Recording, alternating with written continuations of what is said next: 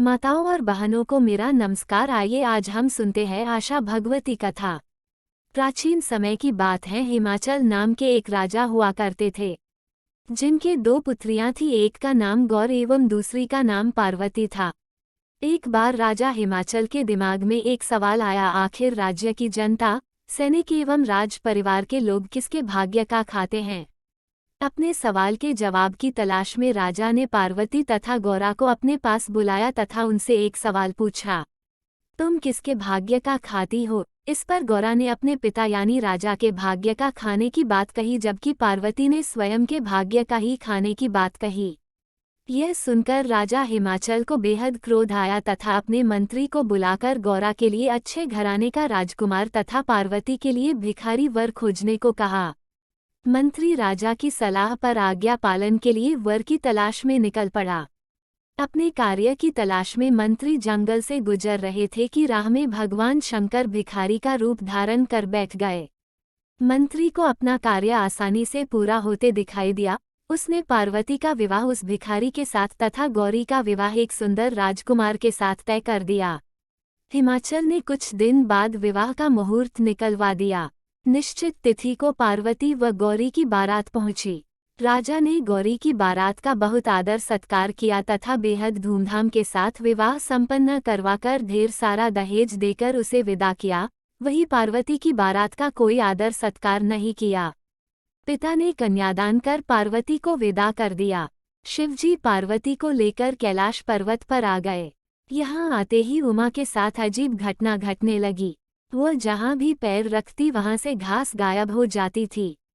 यह देखकर शिवजी ने पंडितों को बुलाया तथा इस दोष का कारण पूछा। तब पंडितों ने बताया कि पार्वती की भाभिया आशा भगवती का व्रत करती थी तथा अपने पीहर जाकर उसका उज्जमन करती थी। इस दोष के निवारण के लिए उमा को भी आशा भगवती का व्रत कर उज्जमन करना होगा। पंडितों की आज्ञा के अनुसार भोलेनाथ एवं पार्वती ने सज धज कर हिमाचल के राज्य की ओर प्रस्थान किया। राह चलते उन्हें एक कन्या को प्रसव पीड़ा में कराहते हुए सुना। तब पार्वती ने शिवजी से कहा, हे नाथ, बच्चा होने में बड़ी पीड़ा होती है, आप मेरी कोख बंद कर दो। शिवजी ने पार्वती को ऐसा न करने के लिए समझाया। थोड़ी दूर चले ही थे कि एक घोड़ी के एक बच्चा हो रहा था, जिससे घोड़ी को बहुत दर्द हो रहा था। पार्वती फिर से हठ करने लगी। बच्चा होने में दर्द होने के कारण कोख बंद करने का निवेदन करने लगी। शिवजी ने कहा, ऐसा मत करो, फिर तुम्हें पछताना पड़ेगा। महादेव की बात न मानने पर आखिर उन्होंने कोख बंद कर दी तथा आगे बढ़ने लगे। उधर गौरा अपने ससुराल में बड़े कष्ट में जीवन बिता रही थी। जैसे ही शिवजी समेत पार्वती हिमाचल के दरबार में पहुंची तो वे उन्होंने पहचान न सके। पार्वती ने जब अपना नाम बताया तो राजा रानी दोनों को देखकर बेहद प्रसन्न हुए। तब राजा को फिर से अपनी कही गई पुरानी बात याद आ गई। उन्होंने फिर से पार्वती को पूछा, वो मैं भी व्रत एवं उज्जमन करती। तब भाभियां बोली, पार्वती, तुम्हारे किस चीज की कमी है। भोलेनाथ को कहने से तुम्हारी संपूर्ण इच्छाएं पूर्ण हो जाती हैं। पार्वती ने शिवजी को आशा भगवती के व्रत का उज्जमन करने की बात कही तो शिवजी ने पार्वती के पास एक मुंदई भिजवाए और कहा, तुम जो चीज मांगोगी वो स्वतः तुम्हें मिल जाएगी। पार्वती ने उस मुंदई से उज्जमन का सभी सामान मांगा तो सारा सामान उन्हें मिल गया। भाभियां यह देखकर चकित होकर कहने लगी, पार्वती, हम पिछले 8 महीने से इस व्रत को कर रही है तथा उज्जमन की तैयारी कर रही थी, मगर आपने सब कुछ इतना जल्दी ही कर लिया। सभी ने मिलकर बड़े धूमधाम के साथ उज्जमन तथा व्रत किया। हिमाचल में शिव पार्वती के लिए विशेष भोज का आयोजन किया गया। सभी पकवान तैयार किए गए। सब्जी को छोड़कर सभी भोजन सामग्री शिवजी ने खा ली। पार्वती ने उस बची हुई सब्जी को खाकर शिवजी के साथ कैलाश पर्वत की ओर चल दी। काफी दूर चलने के बाद दोनों ने एक वृक्ष के नीचे पड़ाव लिया। उसी वक्त शिवजी पार्वती से कहने लगे, देवी, तुम क्या खाकर आई हो। तब पार्वती ने कहा, जो आपने खाया वो मैं भी खाकर आई। शिवजी सब कुछ जानते थे। उन्हें पार्वती के इस झूठ पर हंसी आई तथा कहने लगे, तुम सिर्फ बची हुई सब्जी तथा पानी पीकर आई हो। इस पर पार्वती बोली, हे त्रिलोकीनाथ, आप सब कुछ जानते हैं, आगे कुछ ना बतलाइएगा। मैंने हमेशा अपने पीहर की इज्जत ससुराल में तथा ससुराल की इज्जत पीहर में रखती हूँ। कुछ समय विश्राम करने पर दोनों आगे की ओर बढ़ने लगे। पार्वती के पैर सूखी घास पर आते ही घास फिर से हरी होने लगी।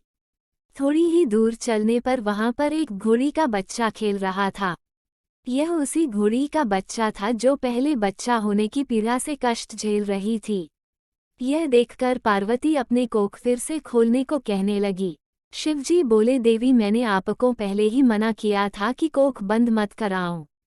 कुछ ही देर बाद उन्हें यमुना का पूजन करती एक महिला दिखी। पार्वती ने पूछा, ये महिला कौन है? तब शिवजी बोले, यह वही महिला है जो प्रसव पीड़ा में कष्ट झेल रही थी। अब इसको लड़का हुआ है, इस कारण ये यमुना पूजन कर रही हैं। तब पार्वती ने फिर से शिव को अपनी कोख खोलने को कहा। पार्वती की हठ देखकर शिवजी ने उनके मैल से गणेश जी को बनाया तथा इसके बाद उन्हें भी यमुना पूजन करवाया। इसके बाद पार्वती ने कहा, मैं तो अपना सुहाग बांटूंगी, जिसको लेना हो वो आ जाए। इस तरह मृत्युलोक से इंसानों की सुहाग लेने के लिए होड़ लग गई। पार्वती ने सभी को सुहाग दिया। कुछ वक्त बीतने के बाद वैश्य एवं ब्राह्मण स्त्रियां भी सुहाग लेने देरी से पहुंची। तब शिवजी ने पार्वती से उन्हें भी सुहाग देने को कहा। उस समय पार्वती कहने लगी, हे नाथ, मैं अपना संपूर्ण सुहाग बांट चुकी हूँ। इस पर शिवजी कहने लगे, इनको थोड़ा बहुत सुहाग तो देना ही होगा।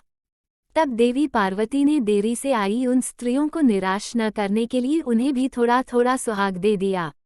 इसी तरह हे शिव पार्वती, जिस तरह आपने उन सभी स्त्रियों को सुहाग दिया, उसी प्रकार आशा भागवती व्रत करने वाले हम सभी को भी सुहाग देना। आशा भागवती व्रत एवं उज्जमन को कुंवारी कन्याएं ही करती हैं।